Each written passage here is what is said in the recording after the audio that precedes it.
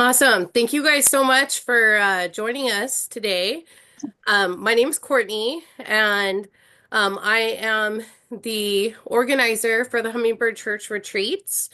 We do retreats all over the United States. Utah and Southern California are our primary spots. We're in each of those locations about 6 times a year. So we are happy to have you. This is for the Utah retreat on February 28th through March 2nd with Taita Claudino Perez Torres. Um, with this retreat, I did just want to announce, like, if there's anybody that's having any scheduling issues or needs a little bit of time, we can totally transfer you to another one. There's a wait list of like 20 people for this retreat. So if anybody feels like it, don't worry, we can transfer you to the April one. We'll be back up there April 18th through 20th. That is Easter weekend. And that is with that's a Shipibo ceremony with Maestro Don Gaspar. We just need to know like within the next like by Saturday if you'd like to transfer to that retreat. Um, so that we have enough time to notify the people on that wait list. Um, so welcome, everybody. The way that the call is going to go is I'm going to talk a bit about preparing for the retreat and some of the logistics of the retreat, and then open it up to answer any questions that you have. Um, you can go ahead and put questions in the chat, or you can just say, "Excuse me," if you have a question, like as I'm going through something. But just know, like, at first I'm going to talk about the preparing, a little bit about the integration. If Michael jumps in, I'll turn that over to him. And then just what the retreat schedule is going to look like, and then answer those questions. So at this point, the main thing is if there's any medications that have contraindications to MAOIs, you should be already on your path of getting off of those medications. If your medication doesn't have contraindications to MAOIs or doesn't numb the effects of ayahuasca, then you're good to continue those. But you want to make sure that you're not participating in a ceremony that could be detrimental to your health and well-being because you're not getting off of the medications. And a lot of people are like, "Oh, I Googled it and the risk is pretty low." And or I know somebody that, continued to take their SSRIs and went and did an ayahuasca ceremony and they were fine. But again, you want to prepare yourself the best that you can and make this as low risk as possible for yourself. Yeah, we do have somebody asked a question about, do you have a list of the commonly prescribed medications that have contraindicate? We do. They're on the intake form, and then we also have another list that has that information on it. Just email us info at Hummingbird Church if you need that list. You can also Google your medication name and contraindication with MAOI to see if there is adverse effects of it. The main thing that you want to avoid is anything that's going to combine with the MAOIs and make your blood pressure spike to a really unhealthy level.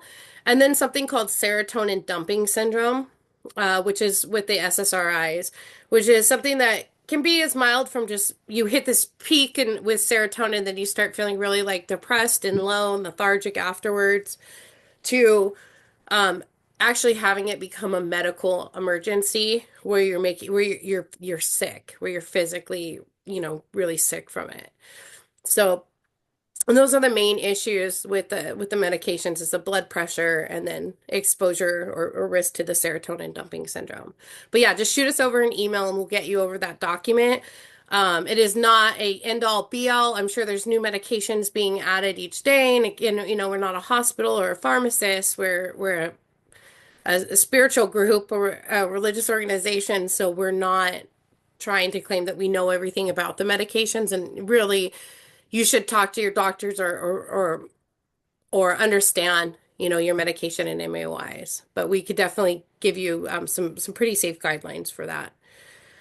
Um, so as you're going to retreat, you're getting ready to go to retreat. It's so common to feel scared and nervous, especially if this is your first time. Most people will be like, I don't know, I don't know if I should do this. I, I keep feeling like more anxious and scared. I think I might have made a mistake. Oh God, that's a lot of people in ceremony.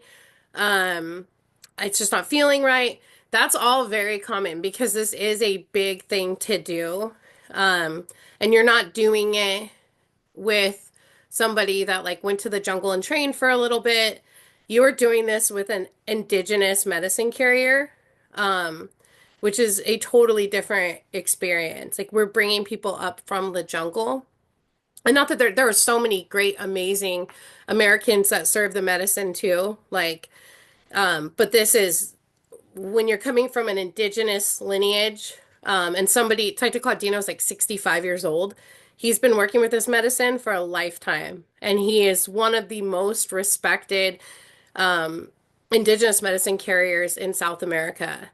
And his ceremonies are very, very powerful, and they can be a catalyst to make some huge changes in your life. Um, and that's a really big thing to go through and to feel nervous is pretty healthy. I mean, I've done this a couple hundred times and I'm still nervous every time. I'm drinking the weekend before and I'm like, "Oh God. Why am I doing this to myself?" And and it's because it's hard, that's why it's almost comical when someone thinks, "Oh, ayahuasca is a drug." Like, no. If it's a drug, it's the worst drug ever. Like this is not a fun experience. This is not something that you would do recreationally. Like this is really hard work. This is going into yourself, seeing yourself in experiences in really deep and impactful ways um, that are oftentimes very unpleasant, for us to look at the aspects of ourselves that we typically avoid. Um, and so these ceremonies are always an opportunity for us to really get to know ourselves on a much deeper level above anything. And any healing that you experience in these ceremonies is your hard work. Ayahuasca can show you a way. Ayahuasca can give you a roadmap to a better life. It can show you a different perspective to help you forgive and heal. It can go into your body and remove things that aren't serving you. But you ultimately are the one making the decision to let go, to forgive, to move on, and to achieve that better life. So it's all your hard work that does this. And Claudino is an amazing medicine carrier. Um, and he holds a tight container and he's going to create the most optimal experience for you to do this work in. Um, but it's you that still has to do the work. It's like if you went and had a surgery, but you had no immune system and you're the best doctor, do the best surgery, but if you weren't capable of healing yourself, there really wouldn't be much of a chance for you to recover because ultimately your body has to do the work. And it's the same with the ayahuasca. It's Claudino can go in and he can do his thing to help you, and ayahuasca will do that, but it's you healing you. So, um, nobody here is going to take credit for the hard work or healing that you do. And it should be a very empowering experience when you get done with it. Um, but it may not always be the most pleasant. And that's not to say that it's this terrifying thing. Like people so sensationalize it on, YouTube videos and celebrities, and they're talking about, oh, it was dark and Mother Aya came and all this stuff happened and yeah, it can be a hard experience like that, but it's not always that way. It communicates with you the way that you need to be communicated with at the time that you're taking this medicine. And that's why it's always different. And you never exactly know what you're going to get. Like after the hundreds of times I've done this, I'm still like after some ceremonies like, wow, I didn't know that was possible, or really surprised at what happens because it's meeting me and communicating with me where I'm at in life. Um, and so when you're coming to ceremony the first time, you have so many expectations. And I would definitely recommend like stop watching YouTube videos, especially if it's a celebrity or an influencer or some wellness person speaking about their experience. Because it can create an expectation where you're like, oh, that's going to happen to me. Like, I'm going to walk out of here with like a business plan on like how to make like millions of dollars, or, I'm gonna walk out here and like know who my soulmate is, or like, or be able to have like a super healthy relationship. And like we can go into ceremony with these intentions of like, I want to come into ceremony because I want to know what to do with my life, or I'm tired of being alone. I want a partner, um, or I want to not feel depressed. And then you come out of ceremony, you're like, okay, well, I'm still alone. Like, I don't know what to do. Like, didn't tell me to go meet this person, at this rock at this time on day. Like, like we have these weird expectations of like the things that it's gonna do, but it's really like, yeah, if your intention is you want to have a healthy relationship, or you want to know what to do with your life to have purpose, maybe there's a lot of work that you need to do before you get to that point.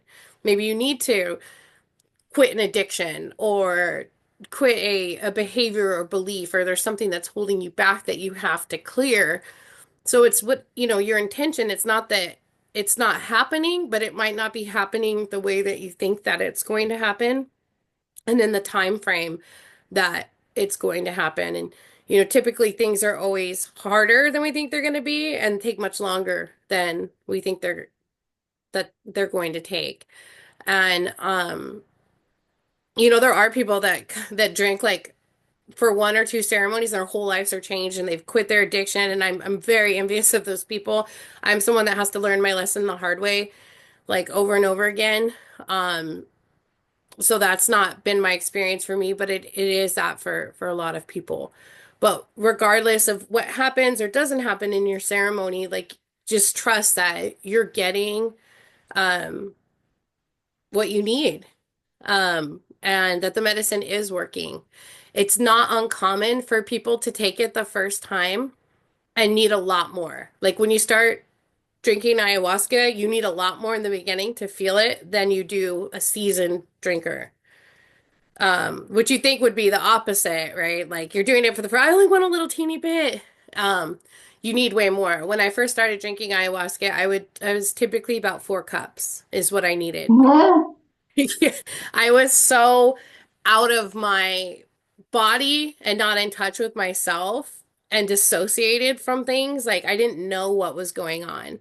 And now, like a half a cup of ayahuasca, and I'm going on a pretty intense journey. Um, and that's very common for most people. Like you won't see the indigenous medicine carriers just chugging ayahuasca. They're taking a smaller amount than what they would typically give most people. Um, and he may ask, just depending on the group, Claudina may ask, like, who wants to have a lighter experience or who wants to have a heavier experience, and offer that to you. Um, and and you can when you take the first cup, most people for like your first, this group's largely first timers. I think like probably 70% of the group is experiencing ayahuasca for their first time. So the first cup, most people won't feel anything. And you'll be kind of relieved. You'll be like, "Oh, okay, cool. Like maybe I'm not messed up, or maybe, maybe I'm just handling. Like I've done the work. And then the second cup is called, and you feel a little hesitation, but go up there and take the cup. Like if you can hear a second cup being called, go up and take it. Um, we'll encourage you to do it, but we're not gonna like shame you if you don't take it. Trust that like no one runs harder for the second cup than me. So I totally understand. But you guys are here, you paid this money, you're traveling to have this experience. So really try to optimize it for yourself, and have that second cup. If after the second cup you're not really feeling too much, or you went into like maybe like a little 15-minute kind of vision or state and you're out of it again, that's also really common for your first time. And you can come up and you can ask for additional medicine. So we'll announce there like how to go about doing that, like what protocol Dina wants, if he wants you to walk up to the altar, or if he wants you to go and ask a facilitator. So we'll make that clear prior to the ceremony how to get more medicine. Um, so yeah, I just really let the expectations go and try to relax into the experience. We do breath work before the ceremonies because getting you in touch with your breath and your breathing, it's going to be the gas pedal and the brake for this experience. If you want to connect with the medicine, you're just kind of sitting there in like a meditative state. You can breathe slowly, you can focus on your breath, and then you can start to feel that connection with the medicine. It also works the same the other way. If it's getting like a white knuckle ride for you and it's getting a little intense, you can also slow it down by focusing on your breath and breathing through it. And during the breath work, you will have some energetic release. So a lot of the jitters and the expectations that we have coming into ceremony and also being in a room that is the weirdest adult slumber party ever, like that can make you feel super anxious. So when you do the breath work, you'll start releasing some of that energy, which will make it easier for you to go into the experience. Um, and to prepare, really, taking care of yourself is the best way to prepare. Drink water, get rest, be kind to yourself, spend time in nature. And these are the same ways to help integrate the experience. Sobriety both ways, going into this and coming out of it will help you. Um, we definitely recommend that you stay sober for 14 days after the experience so that you can really get the full experience of it. And this also counts for cannabis. Cannabis is also a substance that we definitely don't recommend it. Um, seizing cannabis use as soon as you can to prepare for ceremony, the better. Cannabis blocks out ayahuasca. And it's a lot harder for people who are heavy users to connect with the medicine. And then afterwards, when people go back into just immediately smoking marijuana, it's not good. Like it's really like not it won't be a pleasant experience for you because for 2 weeks you're gonna have that spirit of ayahuasca with you, like in a really strong way. Not like we're gonna start, oh my God, I'm seeing mandalas and I can't drive my car or anything like that, but you're gonna feel connected to it. And ayahuasca wants you to get uncomfortable. It wants you to change. It wants to be this catalyst to for you to live the life you want to live. So it's not going to tell you that, being mediocre is cool or like not living your dream is cool or staying with like a toxic partner or a job you hate. It's going to be like, dude, start planning, get out of this, live that life. Like it coaching you and encouraging you. And when you smoke marijuana, it's like, dude, everything's cool. Eat that shitty food. Chill out. Like, you don't, that's fine. This place is cool. This job, it's not that bad. Like, so you have these two conflicting voices plus your own, and it can feel like you're losing your mind. Um, and I know that there are some lineages that smoke a ton of weed and drink ayahuasca, but we don't work with any of them, and that's not the way that we do ceremony. So that's the best advice I can give you and the biggest mess up that people have or panic after ceremony is because they smoked marijuana and now they're doubting everything or really having a hard time. I see there's a question in the chat about CBD. CBD is totally fine. It's the THC that you want to avoid. The CBD is not an issue, but the THC is. Um, Also alcohol. You want to stop that as soon as you can, and you want to at least be 14 days off of it. Alcohol can feel like you break that connection. Like as you leave ceremony, you'll be driving and you'll have an epiphany, or you'll think about something that, used to upset you or make you cry or make you mad, and you're just like, oh wow, like it doesn't. And you'll have these really amazing moments afterwards. Um, that are that healing still coming through or your body communicating with you with like what it needs and what's not good for it. But when you drink alcohol or you use like a heavy substance, you can just break that connection to where you're out of that space. So again, just to optimize your experience, like sobriety. There are people out there that'll be like, no, you need to microdose shrooms. Like you need to come out of your ayahuasca experience. You need to integrate it with some psychedelics. Like that is the worst advice possible.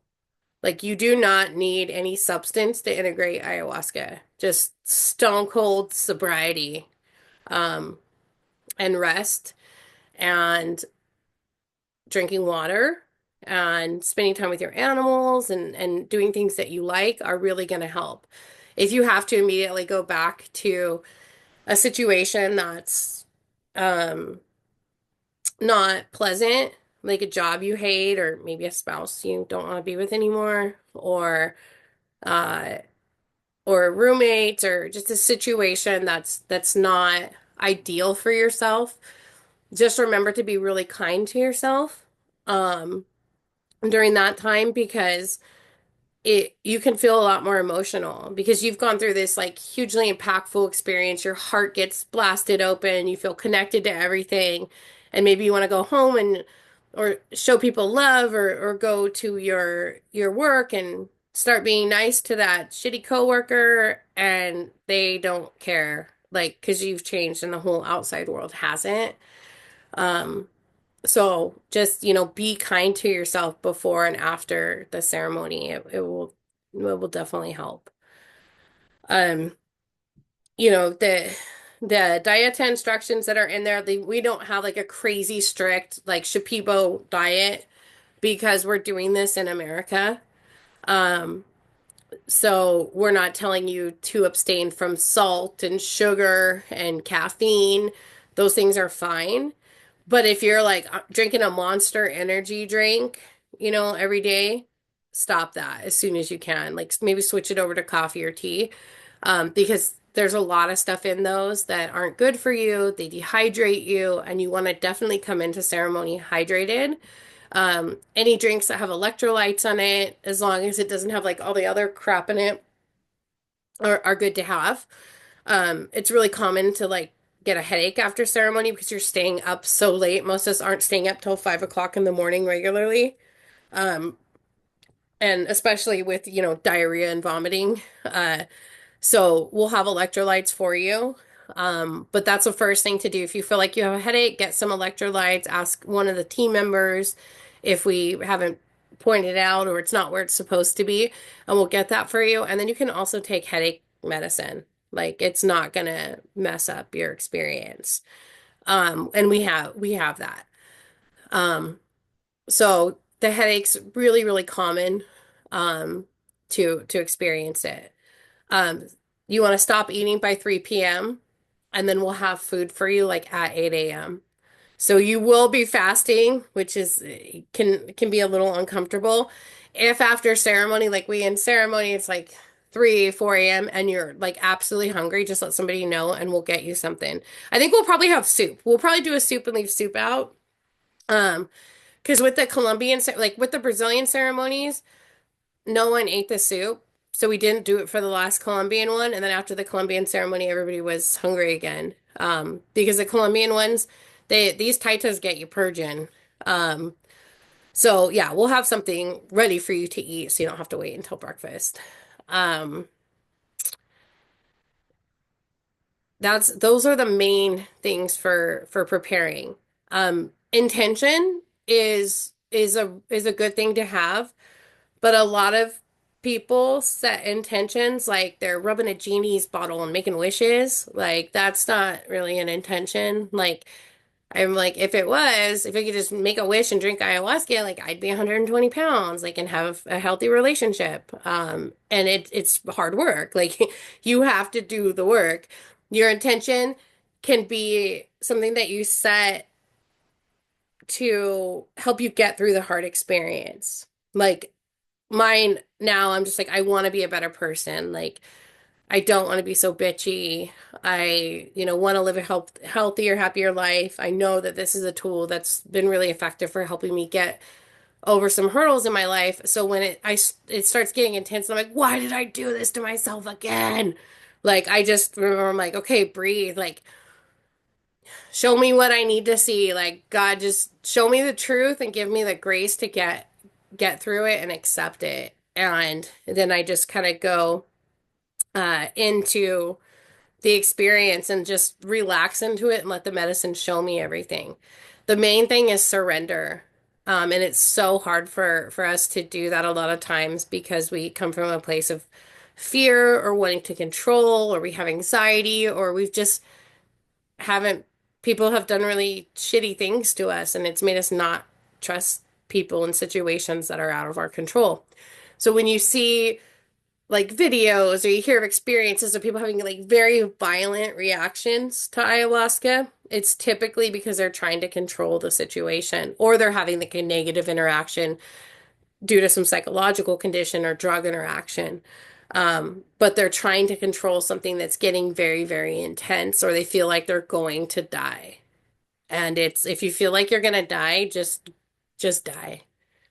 Like you're not actually going to die, just okay, just relax, because then it gets to the beautiful part much sooner. It's like when you take that cup of ayahuasca, you're jumping into a rushing river. And then if you start panicking, like, oh shit, and you start trying to swim against the current, you're gonna drown. And that's what that is. It's when somebody's fighting it, they're swimming against the current. It's like, just relax, float down the river, and you're gonna get to your destination a lot faster because you're not gonna win the fight with ayahuasca. Like it's gonna get you. And so if you could just trust, surrender, be like, okay, I trust that I'm here for the right reason. I trust that I made a good choice. Um, that I'm just gonna accept and get through this experience, and it'll just make it so much easier, for you to get through it. And it may be I focus on like the hard part because that's what people tend to get concerned about, but it could be some of you guys are gonna have like the lotto of ceremonies. You're like, dude, there's so much love. My grandma was there. It was her angels. Everything was beautiful, and I felt connected. And that will happen for a lot of people. But just, be prepared for uncomfort and an intense situation. And if that happens, like remember the tools that you have to make yourself comfortable and to feel safe. And ways that you calm yourself down. And any practice of that going into ceremony will help you. I use sensory deprivation float tanks as my way to prepare because I get claustrophobic. Um, I I'll start freaking out like I can't breathe. And I don't like being in the dark. And so when I go into the sensory deprivation float tanks, I freak out for like an hour. And then the next hour I relax, and I'll do that like 3 times before going into ceremony. So that it's that same muscle, that same like it's just like control. You're not really gonna not have air to breathe, and you can open the door at any time. So that helps me prepare for ceremony, but there's lots of other ways. There's meditations and just anything that helps you relax will benefit you for prep for ceremony preparation. You don't want to eat a lot of processed foods. Like you don't want to go stop at Del Taco on your way up to ceremony. God bless you if you do. I've done it. Um, it's no fun to throw up, and it's no fun for the people around you to smell. So just try to eat clean, fruits, vegetables, whole foods. You can have like a sandwich or something, but you don't want to be eating like processed deli meats, like, and a bunch of spicy stuff. That's definitely no fun. I got super confident after like 50 ceremonies, and I really wanted Thai food. And I went and I was like, oh, whatever, it'll be fine. And I went and had some really spicy Thai food like early in on the day. And then I had the most miserable ceremony of my life, like just gas, indigestion, heartburn. And it was awful. And never again did I do that one. So just the spicy stuff, absolutely not. Fast food, no. Salads, soups, um, all good. Also, rice can be a little bit uncomfortable. Like if it dries up, it can feel like you're throwing up sand. So you may want to avoid rice the day of. Um, and not everyone's going to vomit. It's just that's the most common side effect is to throw up. Um, so that's kind of the things that can happen in the medicine. When you get to the retreat. we'll have just a brief check-in. You'll be sent all your waivers and the address and everything, either like Saturday or Sunday. We'll send that out. It is in the town of Hilldale, Utah. It is a super small town. So if you're like, well, I need to know how to drive there and I don't have the address, just it's Hilldale. It's like the town's like 1 mile long. So it's not really going to mess up your your driving directions to not have the exact address at this time if you're trying to plan for that.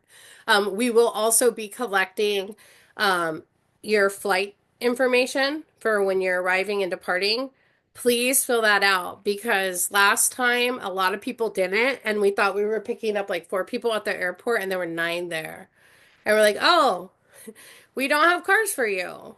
And the last thing they wanted, because it's an hour from the airport to the site, so it'd be potentially 2 hours if we had to take people there, drop them off, and come back. So we had to call some Ubers, and it is kind of in the middle of nowhere. You can get an Uber, but it's not going to be instant. Like you're going to be waiting for the Uber. Um, so just make sure you fill that out and so that we know when to pick everybody up. We'll do a 3 p.m. and a 5 p.m. pickup. You can drive to the site. You don't have to be picked up from the airport. Um, that's yeah, it's totally fine. There's plenty of parking. Just a question real quick. I see. When do we have to stop eating meat? And does that include fish? You should stop eating any kind of red meat or pork a week before. And you can still eat fish and chicken up until the day of the retreat. So just no meat on Friday. Um, that's just the best way to prepare. Um, Another question. How can I get from Red Mountain Resort to the site? Are they both on the same side?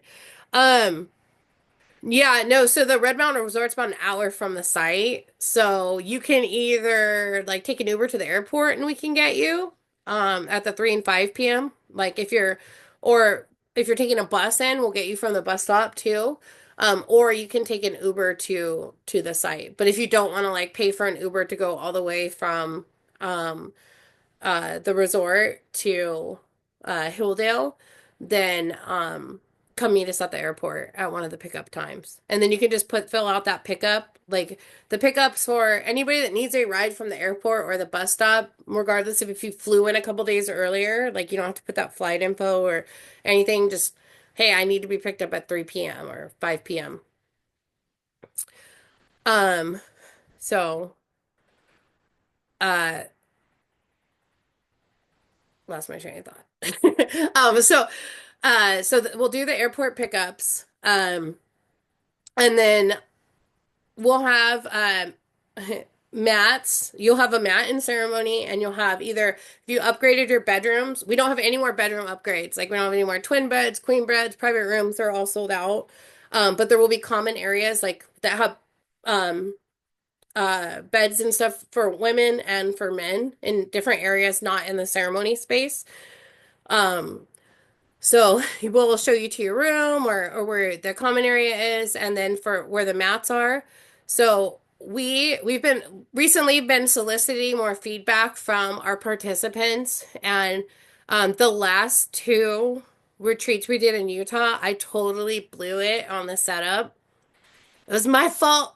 I used shitty blow-up mattresses and camping chairs. I was trying to, like with the Brazilians, they want you to sit up. So I was like, oh, we'll put camping chairs or meditation chairs. And people hated it. It was the worst feedback I've ever gotten was like, we hate your blow-up mattresses. We hate your camping chairs. Why are you being cheap? And I wasn't trying to be cheap. I just thought it would be easier, like, and like better for everybody. And it wasn't. It sucked.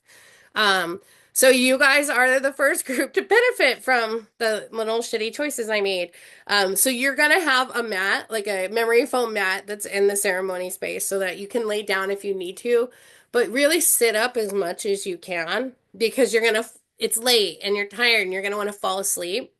Um, and you want to stay up, you want to do the work, you want to get the most out of this experience. But I won't force you to stay up in a shitty camping chair. That wasn't nice. So we will have meditation chairs that have the back. So you'll have your mat, but then you can also ask for a meditation chair. We were going to put them on all the mats, but then a lot of people won't want them. And then there's just going to be like random meditation chairs already around a kind of small room. Um, so we'll have that available for you that have that back jack that you can sit on your mat with the back jack to sit up if you'd like. Um, so hopefully that'll be the most comfortable experience. If it's not, speak up. Because like if people would have told me like, "Hey, we hate your bloat mattresses really suck," I would have got rid of them a long time ago, but nobody spoke up until I like asked people to. So let us know. Let us know if you need more blankets, if you need another pillow. Like everybody is there to like literally keep you comfortable. So all you gotta do is ask. If you see your mat in a spot and you're like, oh hell no, like I can't get up and down in this spot or this is like freaking me out, speak up. Like we'll move your mat. We'll figure out something to do. Like we're not gonna want you to like be in a spot where you're like super uncomfortable or something. We are in tight quarters. We're inside and there's 30 mats on the ground. And so you're not gonna be like way spread out. Um, so you will be, you're in a group ceremony and we're, trying to keep the container tight and be able to have eyes on everybody. So you are close to people, but if there's something that's really freaking you out or you're uncomfortable with, let us know. We will have like men in one rows, women in the other rows, just for people's comfort. There's not like some like weird religious belief tied to that. It's just that a lot of people coming to ceremony have experienced sexual, trauma and being on ayahuasca next to a stranger is already jarring enough. And then like, oh, if you have an issue that you're trying to heal with men, then it can be, really scary and uncomfortable for people. So that's why we do it that way. Um, in the ceremony, I see there's a question about what to wear. You want to dress for comfort. You want to obviously dress modestly, like don't show up in hot pants or, like spaghetti straps. You want to dress comforts and dress in layers. So like sweatpants with like a hoodie, and a shirt underneath it because you will feel like at times your body temperature is fluctuating. Like you may feel super hot, you may feel cold. Um, that's typically how people end up with their clothes off is they're like, oh, I'm so hot, and they don't have a way to like remove layers.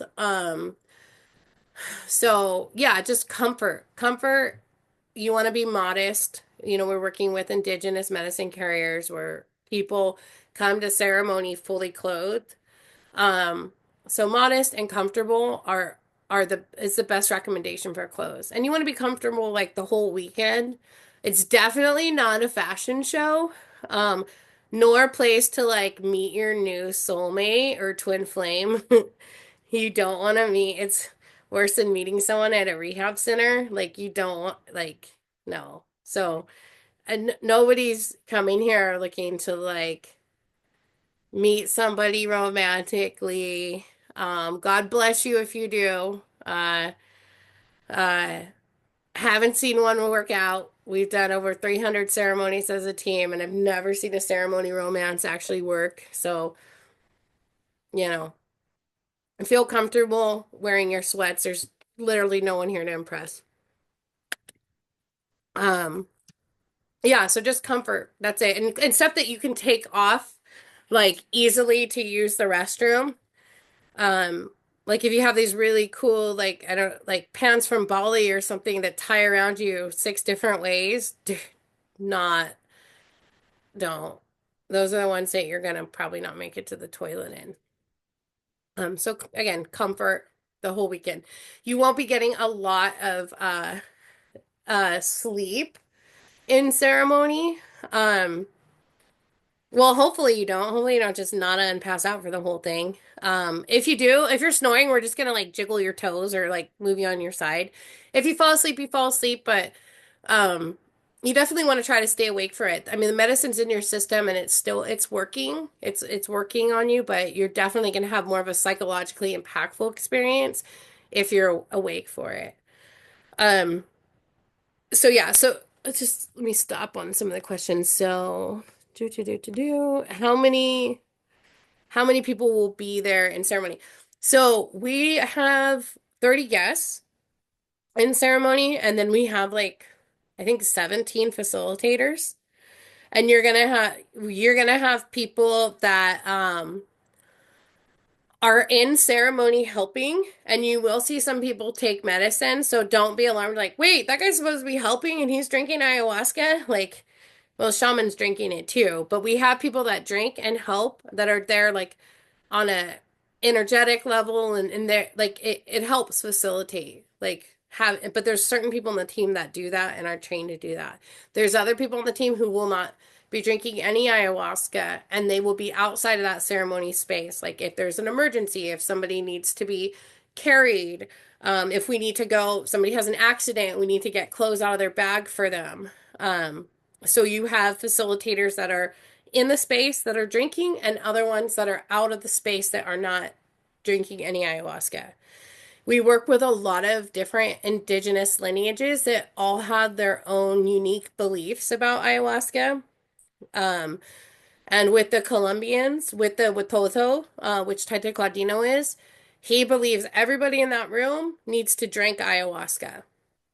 He the first time we did a ceremony with him, and I had people that didn't drink ayahuasca that were there just to help like take people to the bathroom and stuff. He said, "What are you doing? You are like sending people to go fight a fire without a hose. Like they need their ayahuasca. They need their protection, you know." And that's their belief. So we operate and respect the beliefs of all the indigenous carriers, that different medicine carriers that we work with, but we also have our own like safety protocols and things that we do. So we have people that aren't drinking that are there to help. In ceremony, you can go out to the fire. It's gonna be cold at night. So if you think you might want to get away from the group, might want to go outside, might want to go look at the amazing sky at night there while on the medicine, uh bring a really good jacket so that we'll have a fire outside for you so that you can, sit outside by the fire. You can get some space for the group because sometimes it can be a lot. Sometimes you can be like hypersensitive to sound, and you could be like, "Oh Lord, like I'm next to the most annoying person because maybe they're making like a moaning noise or something." We're not going to remove people for making a noise in ceremony, but if somebody is being very loud or they can't stop talking, or they're moving about or screaming, like we're gonna move them into a safe space and sit with them there.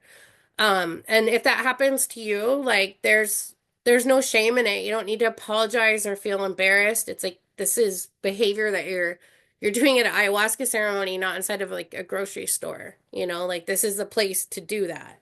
And we're expecting to have situations where people are gonna have really intense processes, and we'll remove them for their own safety and comfort and for the safety and comfort of other people as well.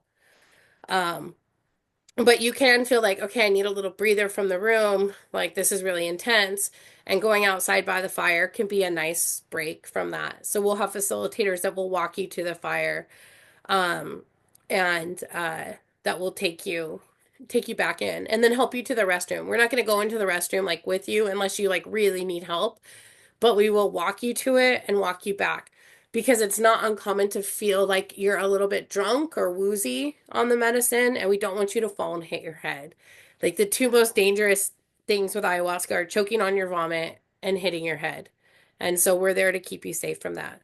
You also don't need to like go get up and like I'm gonna go get myself water, or I need a paper towel. Like I'm just gonna go into the kitchen.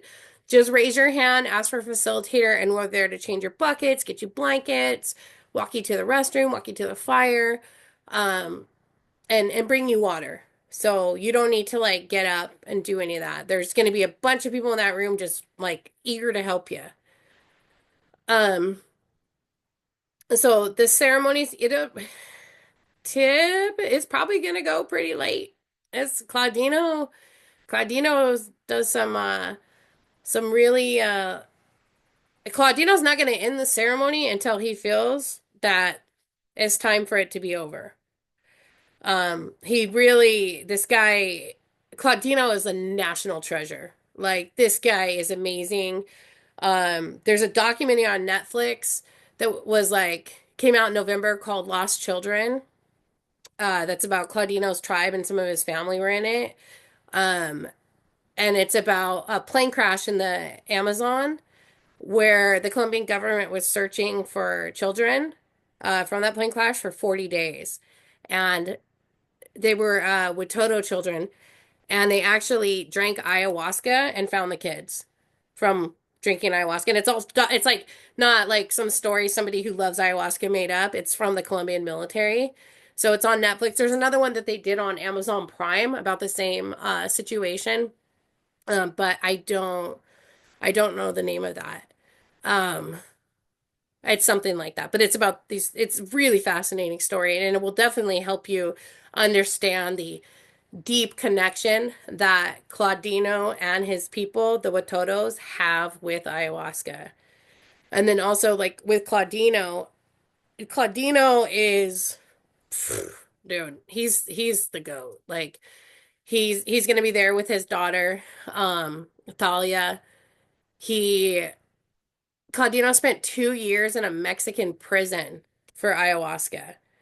And he was released when the president of Colombia demanded his release, and that was last February. So this guy is just strong. He's super powerful. He's knowledgeable. He's 65 years old. And he is the spiritual leader of his people. So just an um,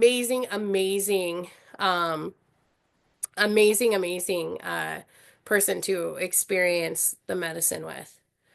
Um, just absolutely wonderful. Um, your questions? Is there a place I can store my own food? Yeah, totally. You can. We will have a refrigerator downstairs. The house that we're in is like it used to be a polygamous house. I think the dude that lived in it had like 8 wives and like 50 something kids. So it's a big giant house full of bedrooms, kitchens, and laundry rooms. So there's literally like a giant laundry room on each floor, tons of bedrooms, and a kitchen on the main floor and the bottom floor. So on the bottom floor, that's where we'll have you keep like your personal food and stuff. Um, yeah, so we take your phones and car keys before ceremony, but we give them back at breakfast. But if you're like sleeping in your car or something, or you have a Sprinter van, just communicate with us ahead of time so we can make sure we have your keys separate so that we can give them to you after ceremony. Um, so that you can sleep in your Sprinter van or something. Um, oh, do. I went over Claudino. He's amazing. How the ceremony's gonna work. Pack for comfort. Bring a towel. Bring your towel. There's definitely not enough towels at the location. So bring a towel. If you don't forget a towel, if you forgot a towel, that's fine. We'll be washing them like frequently, but I think that there's definitely not enough for 30 people. So you want to bring that. There's like shampoo and conditioner and body wash and stuff there. But if you're super picky, bring your own. Bring your own toothpaste, toothbrush. Slip-on shoes are great, like Crocs or something just to take on or off. You really don't want your shoes on in ceremony. It's really uncomfortable. Um, so if you have some like grippy socks or um, yeah, like grippy socks are good to wear in ceremony, or Crocs or something. Um, Those are great. If you want to go like hiking around during the day, the spot's so beautiful. And there's this like really cool park that's just right up the road that has trails into the water canyon um, that are nice to walk around. Um, so, probably don't want to walk around those in slippers. We will be doing like activities and things during the day. None of it's mandatory fun. Like if you get out of ceremony, and you are like, I'm not getting up for breakfast, I need to sleep, or I'm not coming to the song circle, or I'm not coming to that activity, it's totally cool. Like, it's not mandatory fun. It's things that we're offering for people that want to participate in them. We will announce, we'll walk around the house and be like, hey, 5 minutes downstairs. If you miss a meal, like you didn't hear breakfast, and then you get up and you're like super hungry and all the food's put away, all you have to do is speak up. Like we'll get you food. You don't have to suffer.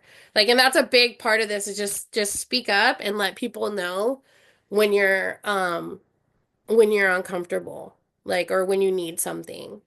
And for a lot of people, I think that that's part of their healing is being able to speak up. Like, you're not inconveniencing anybody. Like, everybody here wants to do a good job. And that's like making sure that we make you guys, as comfortable as possible. Yeah, so there's another question. Just to check, are we doing two ceremonies over the weekend? Yes. So the ceremonies take place Friday and Saturday night. So Friday night, you guys will get in between 5 and 7. If you're running late, just text the phone number. That'll go to me. And we'll communicate it. It's totally fine. We'll start probably doing intros around like 7:38, just depending on how many people are running late. Utah is an hour ahead of, wait, I don't know if I might have said that wrong. It's about like certain times a year. Maybe Google it.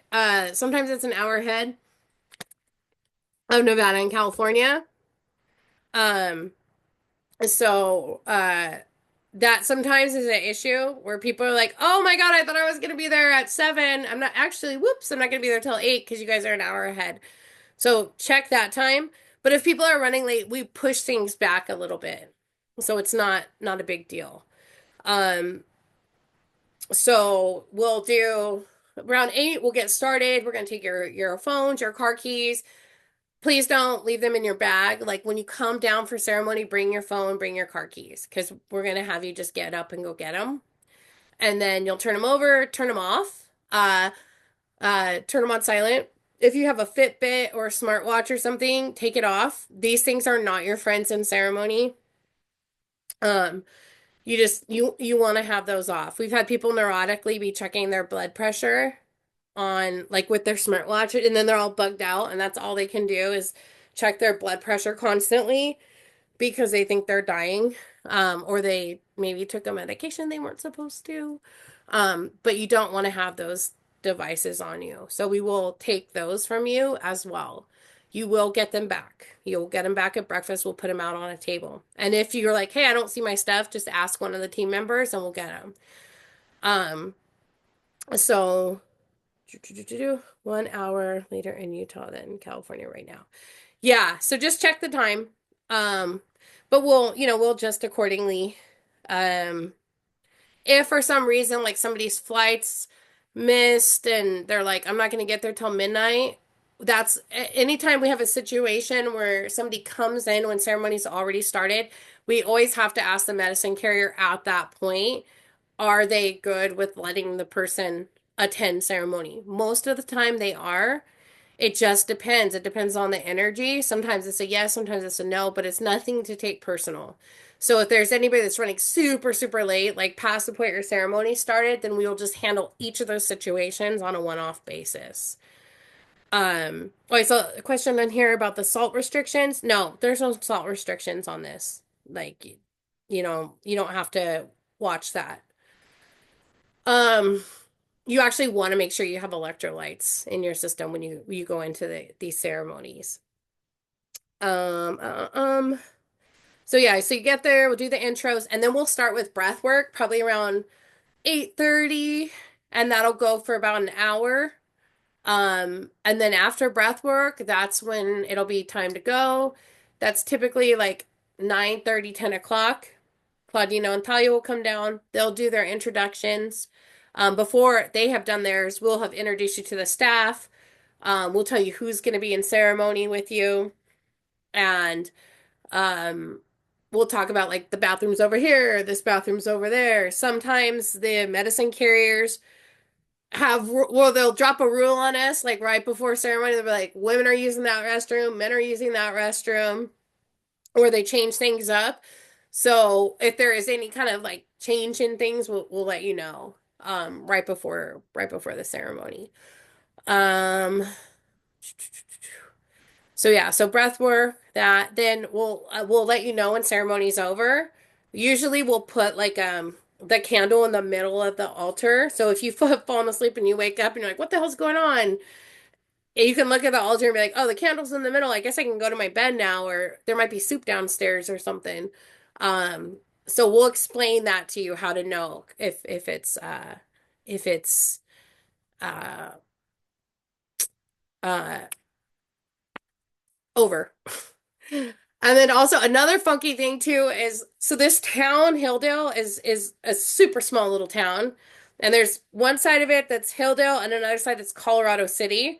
And one side of the town, Hilldale, is Utah, and the other side of the town is Arizona. So when you have a time frame, when you have when there's the time change and the time difference, your phone may be jumping back and forth on time because literally like you walk right across the street, you're in Arizona. So it's just something to be aware of. You didn't like break the matrix by drinking ayahuasca. It's just that the two different states have different times.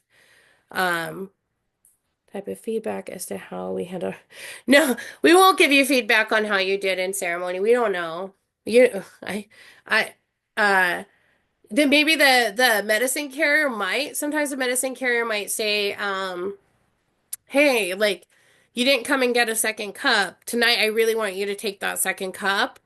Um, or, maybe try to relax. Sometimes they'll give you that feedback. Or if you have a question, we can have you talk to them before the second ceremony, especially if you didn't feel anything. If you're like, I didn't feel anything. Um, and a lot of times people will say like, oh, I didn't feel anything. But then they're like sitting there crying all night. And I'm like, do you normally sit there and cry all night? And they're like, no. I'm like, I think you were feeling something. It just wasn't this psychedelic experience that that people expect. It's not always visual. I didn't have visuals until like many ceremonies into it, and I don't always have them. A lot of times this isn't like this contemplative kind of meditative state, or it's like being in a dream, but I'm rewatching moments of my life and I'm seeing other people's perspectives and how I wasn't victimized and how I'm kind of a douchebag and like or how I could have done better, or like, oh my God, like I hurt that person's feelings, like, oh, I'm such a jerk, like I talk too much, like those things happen where I'm getting that awareness. It's not always like mandalas and aliens and like, stuff like that. So a lot of times people think they didn't feel anything because they didn't see a visual, but that's not what this medicine does. The visuals are sometimes part of it, but it's not the most common part. Um, yeah, there will be music. All of our music is played by our musicians. Nobody's going to hit a playlist. The first part of the ceremony is typically quieter. That's so people can connect with the medicine. So it will just be Claudino and Thalia doing their prayers. Um, and then uh, after the second cup, that's when he'll invite our musicians to play. And so, yeah, there will definitely be music. And then we'll have more music during the weekend. On Saturday, we're going to experience two other medicines, Mombay and Ambil. And our musicians will play during that. Those are not like mind-altering medicines. They're for grounding and heart opening. One is the coca leaf and the other is a paste from tobacco. And so Gil and Vicky will go into to that and share those medicines with you. And then we'll have live music. Blankets, should we bring extra? We totally have extra blankets, but like if you have a blanket that you love and you can bring it, like if you're driving, totally bring it. Like any comfort items like you want to bring. If you have like a giant pillow that you want to bring or like a big blanket, you can totally bring it, you know. But we've got a bunch of extra blankets. We'll give you guys like one blanket on your bed just because, but then you'll see a table stacked with like a ton of blankets on it, and all you have to do is ask us for blankets. Uh,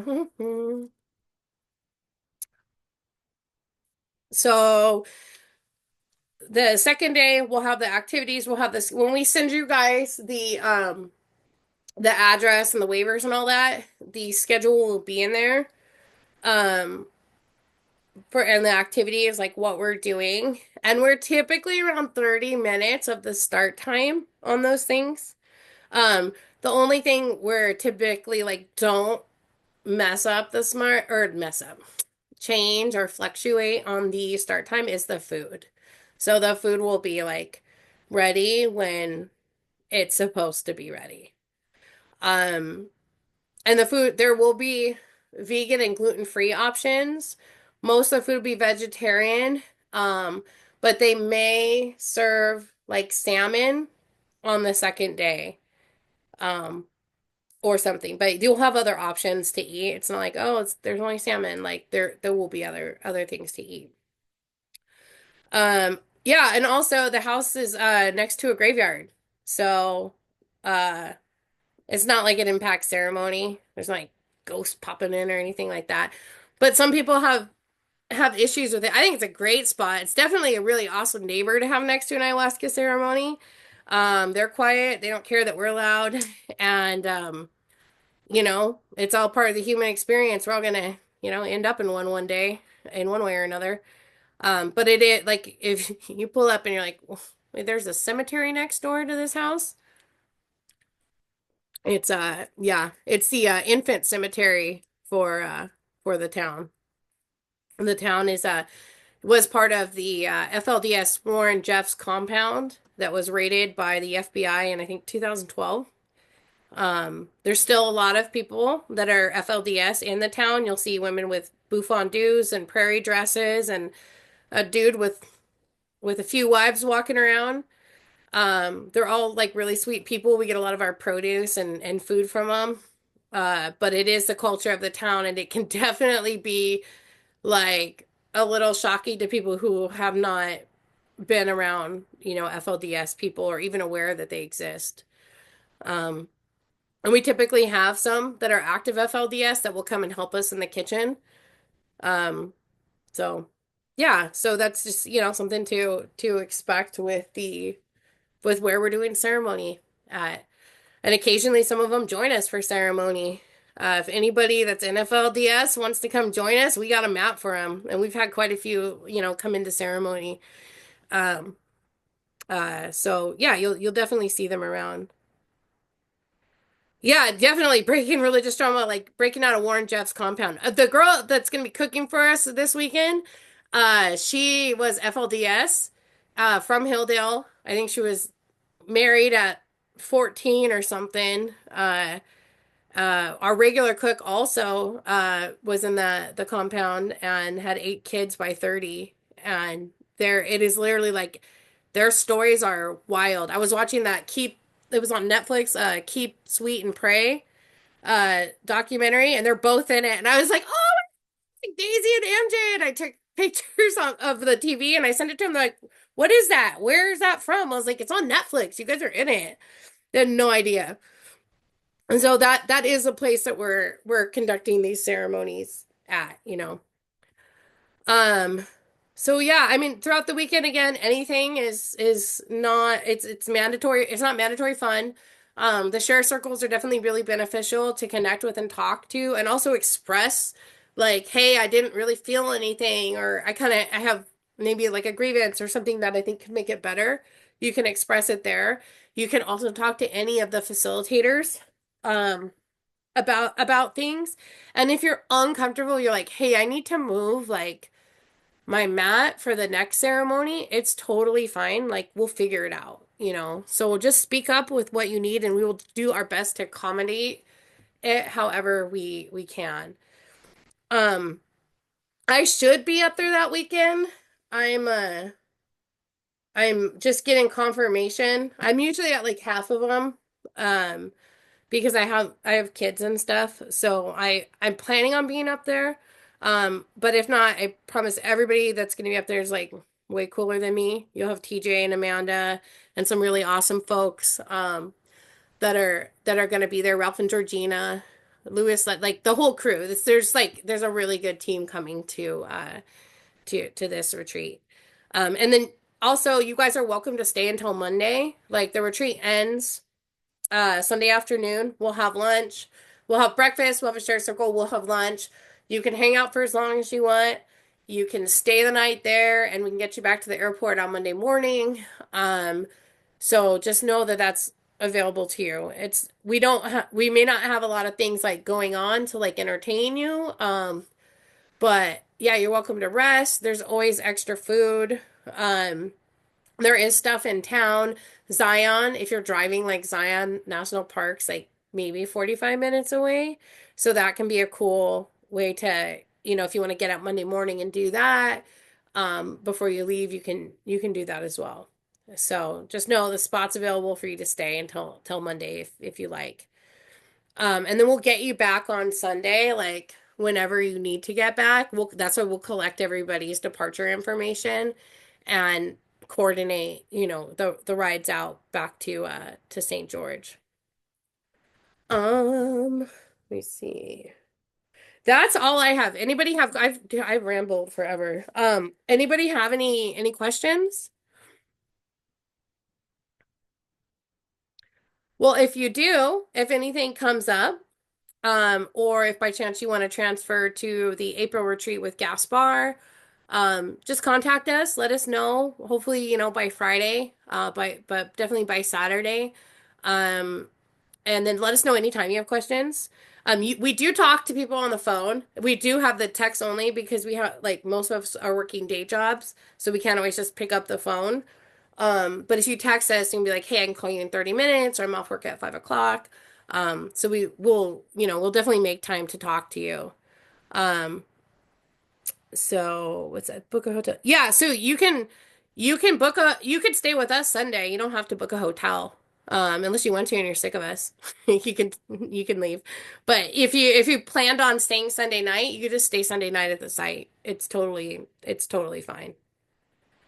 Um, because we'll be leaving Monday by 10 a.m. So you're welcome to stay there until that time. And so yeah, reach out with any questions, any comments. If there's any payment extensions that are needed, just respond to the email sent, or send us an email. Just say, hey, can I pay on this day? And it's fine. We'll update your invoice. It's all good.